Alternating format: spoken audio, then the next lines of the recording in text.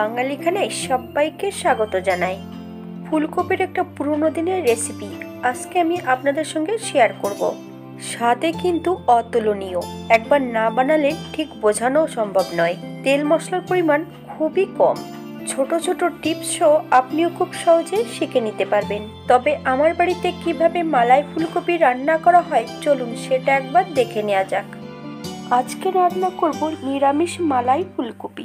এখানে মিডিয়াম সাইজের একটা ফুলকপি নিয়ে নিয়েছি। ফুলকপিটাকে বেশ সুন্দর করে কেটে নিতে হবে। আমি ফুলকপিগুলোকে ছোট ছোট টুকরো করে নিয়েছি। ডাঁটাগুলোকে একটু মাঝখান থেকে কেটে দিয়েছি। ফুলকপিগুলো আপনারা আপনাদের পছন্দ মতন কেটে নেবেন।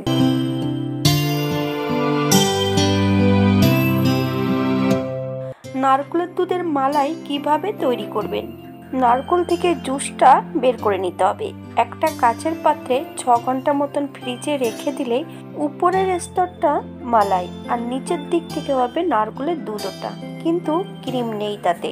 উপরের অংশটিকে মালাই অথবা ক্রিম বলা হয়। আমি এখানে রান্নার কাজে দুটোই ব্যবহার করব। একটা কড়াইতে আমি বেশ কিছুটা জল অ্যাড করব।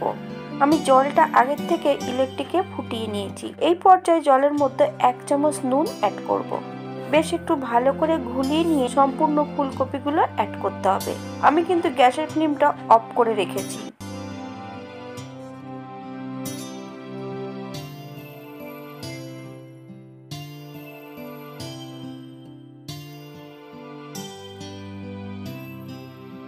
বেশ ভালো করে খুন্তি দিয়ে নেড়ে চেড়ে মিশিয়ে দিতে হবে।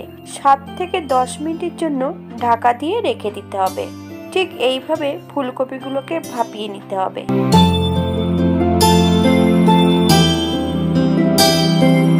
আপনারা আপনাদের পছন্দ মতন ফুলকপিগুলো ভাপিয়ে নেবেন। সম্পূর্ণ ফুলকপিগুলো জল থেকে তুলে নেব। ভালো করে ফুলকপি থেকে জল ঝরিয়ে নিতে হবে।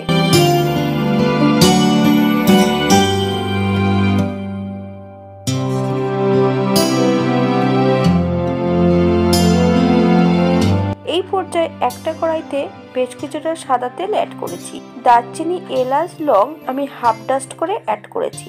1 চামচ হলুদ গুঁড়ো। তেলের সঙ্গে বেশ ভালো করে মিশিয়ে দেব। সম্পূর্ণ ফুলকপিগুলো বেশ 4 থেকে 5 মিনিটের মতন মিডিয়াম আঁচে ভেজে নিতে হবে। আমি ফুলকপি ভাজার সময় নুন অ্যাড করব না, কারণ ফুলকপি ভাজার সময় যদি নুন অ্যাড করা হয় তাহলে ফুলকপির থেকে নিজস্ব জলটা বেরিয়ে গেলে ফুলকপি কখনোই ভাজা হবে না, সেদ্ধ হয়ে যাবে।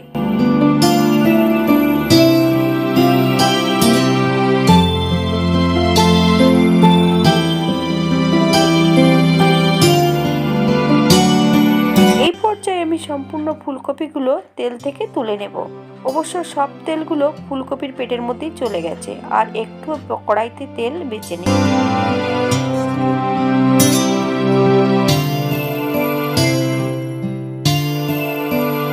আবারও আমি নতুন করে তেল অ্যাড করব।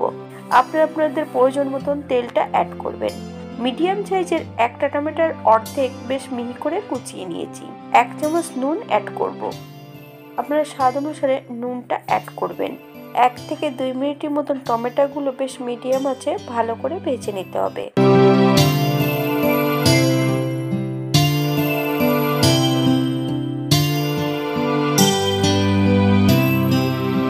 এই পর্যায়ে আমি কিছু বাটা মশলা অ্যাড করব। আদা, জিরে, ধনে এবং শুকনো লঙ্কা একসঙ্গে বেটে রেখেছি। 1.5 চামচ আমি এই পর্যায়ে অ্যাড করেছি। হাফ চামচ হলুদ গুঁড়ো, হাফ চামচেরও কম কাশ্মীরি লঙ্কার গুঁড়ো, কারণ এই রান্নাটিতে মশলার পরিমাণ খুবই কম লাগে। মশলা ধোয়া বাটি থেকে সামান্য একটু জল অ্যাড করব। মিডিয়াম আছে 2 থেকে 3 মিনিটের মতন মশলাটা কষিয়ে নিতে হবে, অথবা মশলা থেকে যতক্ষণ তেল ছাড়বে না ততক্ষণ মশলাটা বেশ ভালো করে কষিয়ে নিতে হবে।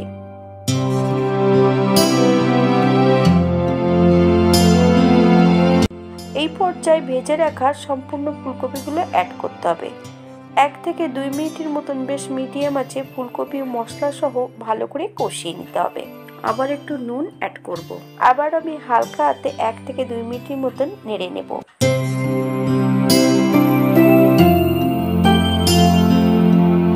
ভিডিওটি ভালো লাগলে চ্যানেলটি সাবস্ক্রাইব করবেন।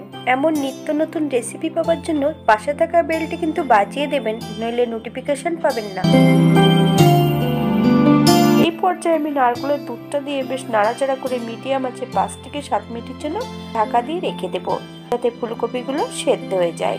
আমি 2টো কাঁচা লঙ্কা অ্যাড করেছি, আপনারা যদি পছন্দ করেন তাহলে পরিমাণে বাড়িয়ে দিতে পারেন।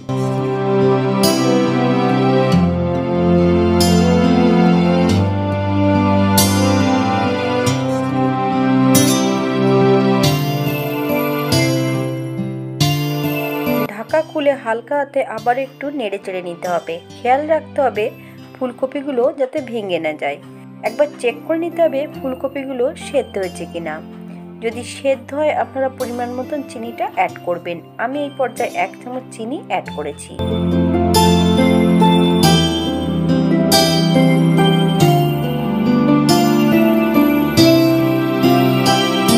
এবার সম্পূর্ণ মালাইটা অ্যাড করব। মালাইটা যখন অ্যাড করতে হবে একদম লো ফ্লেমে, কারণ নারকেলের মালাই থেকে নারকেলের যে গন্ধটা সেটাকে আমি রেখে দেব, তাই একদম লো ফ্লেমে বেশ নাড়াচাড়া করে নেব 1 থেকে 2 মিনিটের মতো।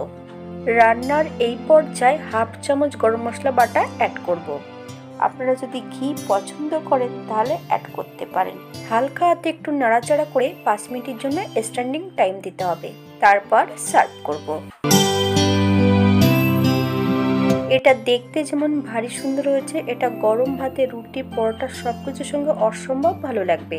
এই রান্নাটি করেছি আমি সম্পূর্ণ নিরামিষ, আপনারা যে কোনো নিরামিষের দিন এটা রান্না করতেই পারেন। এই রান্নাটিতে আপনারা যদি পেঁয়াজ রসুন পছন্দ করেন তাহলে অ্যাড করতে পারেন। সবাই সুস্থ থাকবেন, ভালো থাকবেন। অন্যদিন একটা নতুন রেসিপি নিয়ে আপনাদের সামনে আবার আমি হাজির হব। হাতে যদি সময় থাকে একটা লাইক কমেন্ট করবেন, শেয়ার করতে ভুলবেন না। ভিডিওটি দেখার জন্য ধন্যবাদ।